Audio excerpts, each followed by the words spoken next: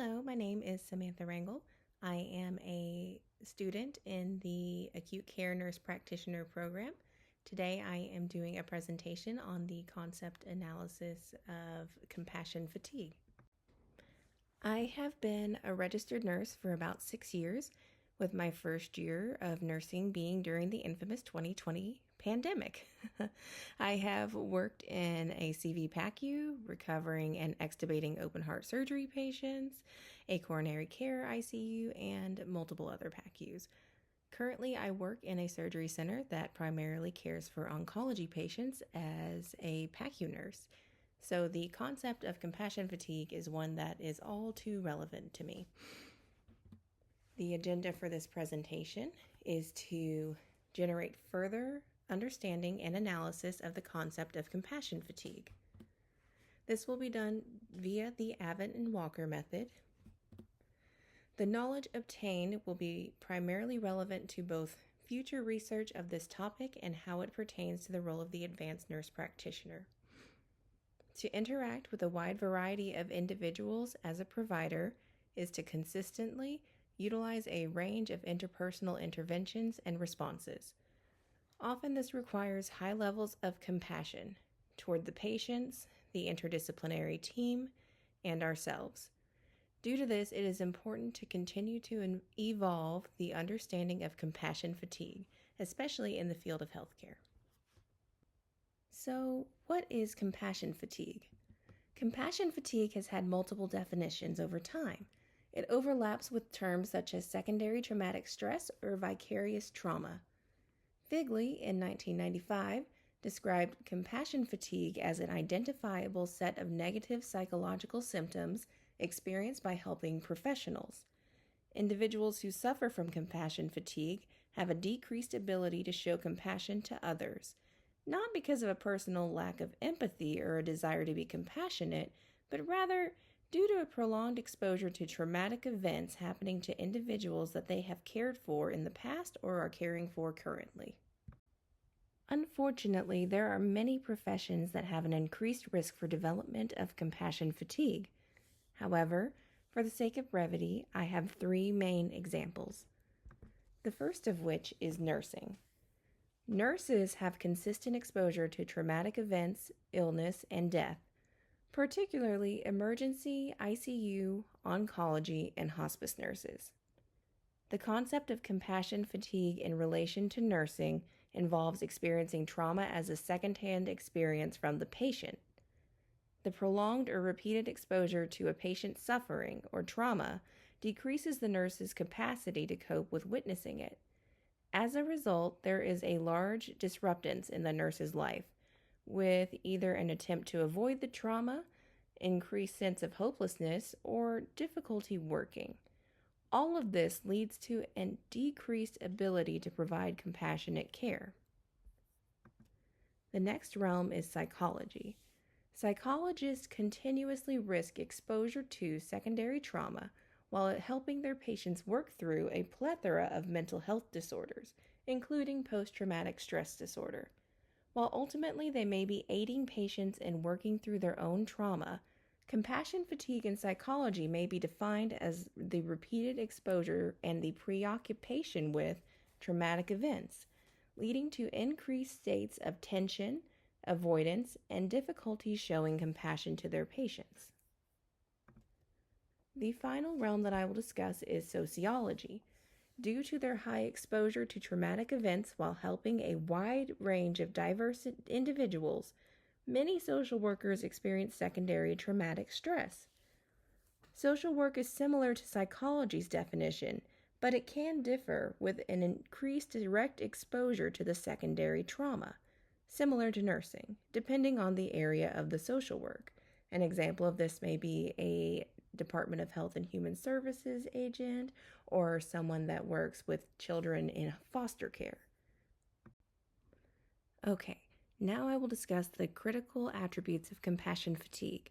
There is a combination of 2 consistently mentioned attributes in most of the definitions of compassion fatigue. This includes burnout, which is workplace stressors, something like patient acuity, management, the number of patients assigned to the nurse, etc.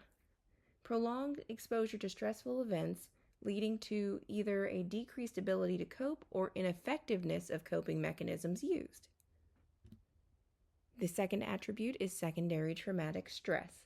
This is the exposure to someone else's trauma or suffering, often multiple patients' trauma, as we saw during the COVID-19 pandemic.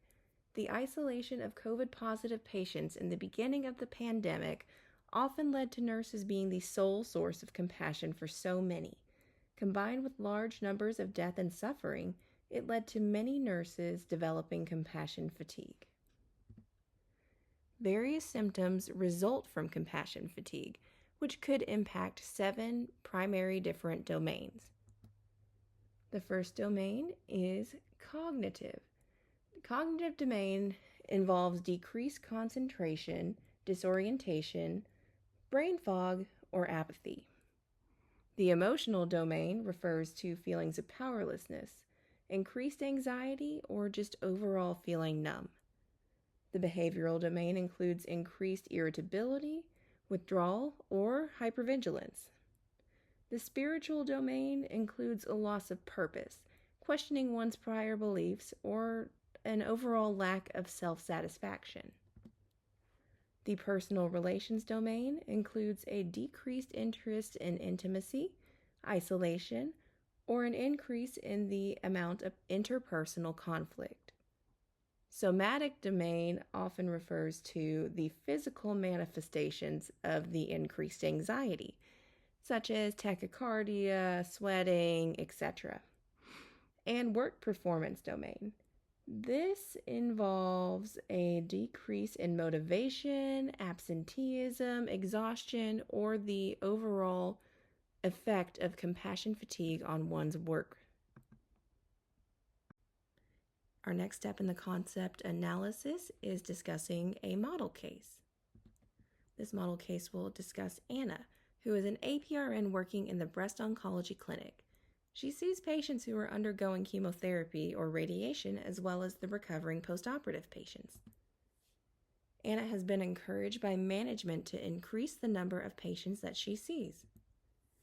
She is regularly exposed to patients who have just received life-altering news of their first cancer diagnosis, as well as patients who are experiencing a cancer recurrence.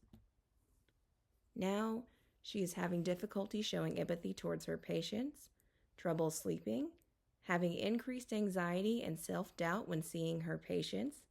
She is no longer socializing with her friends, and she now expresses doubts of her desire to even continue being an APRN.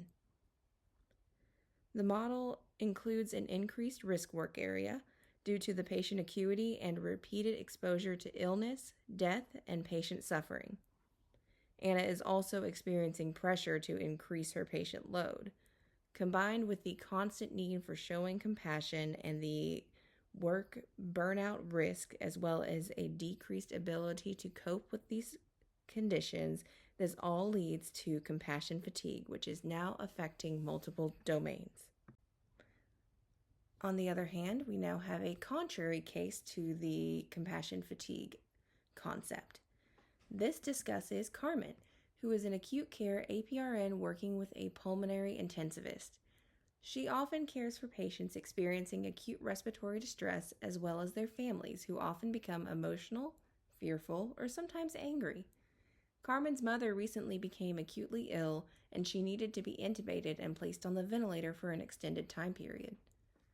Carmen experiences a unique connection with her patients as well as their families, and experiences high satisfaction with being provided the opportunity to work with these individuals and aid in her patient's recovery. This is a contrary case because in this case, Carmen is experiencing compassion satisfaction, which is the complete opposite to compassion fatigue. For compassion fatigue to occur, there are certain specific requirements. There must be an individual that is performing the helping professional role. This, in this case, is the nurse, or it could be the psychologist or sociologist or many other professions. Whoever it is, this is the person providing the care. There must be a patient or recipient of the care being provided, and the care must require some level of compassion towards this patient. There must be a previous secondary traumatic event experienced by the helping professional. Whatever the traumatic event is, it must not have an appropriate coping mechanism, or the coping mechanisms used by this individual must be ineffective. There must also be a job-related stressor leading to the development of burnout. This could be the actual job environment. This could be patient to nurse ratio. This could be the patient acuity level. Whatever it is providing a secondary outside stressor. So, what are the consequences of compassion fatigue? Compassion fatigue may result in a diminished ability of the provider to perform optimally, and the overall care may be impacted. The quality of care provided to patients will decrease. The care that the nurses want to provide is suddenly very different than the care that they are actually able to provide. Eventually, many experiencing compassion fatigue with no successful coping strategies may leave their jobs. In certain high-risk areas, this could result in high employee turnover.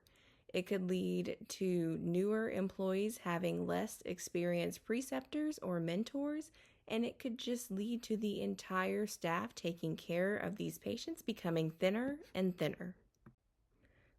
So, in regards to empirical references for compassion fatigue, there are a few options on how to measure it.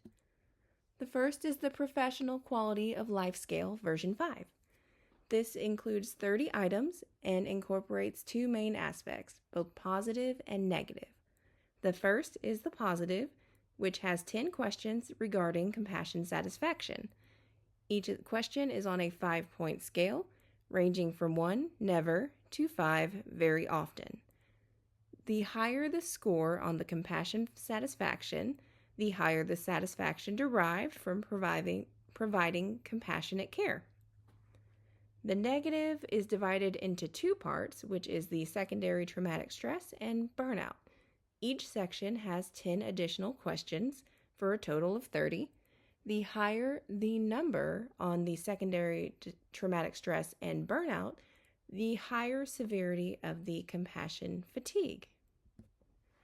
There is also the compassion fatigue self-test, which is, as it sounds, a self-test, which is another scale full of questionnaires designed to assess emotional exhaustion and trauma exposure.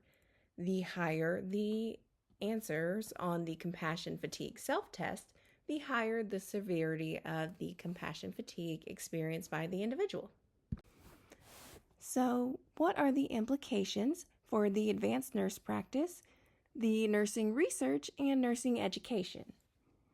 First of all, for the APN, the recognition of compassion fatigue is critical. First, in oneself, because it is a very high acute area, particularly in what I am striving for, which is the acute care practice nurse, but in all areas when one is taking care of patients as a provider, one runs the risk of being involved with a patient that is suffering. It is important to realize that this is going to happen, and it is important to incorporate different coping mechanisms. The same can be said with the entire healthcare team. It is important to realize that the ones that you're working with may be under the same amount of stress, if not more, and they may not be prone to having the same coping mechanisms that work for you. Further studies should be conducted on areas susceptible to compassion fatigue and what interventions or coping mechanisms are correlated with improvement on both of those empirical references, the quality of life scale and the compassion fatigue self-test. The more that is understood about this, the more that there might become some form of improvement. And finally, nursing education. It should definitely be incorporated in nursing education to prepare future professionals for the risk of developing compassion fatigue. In some areas, it may be very, very likely, but there are things that can be prepared as well as prevention strategies for the severity of the compassion fatigue. In areas where one is going to serve the public, there will always be a risk of developing compassion fatigue. And it is likely that there will be an increased need for this in the future with how the pandemic has shown us. Hopefully that this provides an adequate concept analysis and it can be used in future studies and future research to how compassion fatigue is relevant to nurses as a whole. Thank you so much.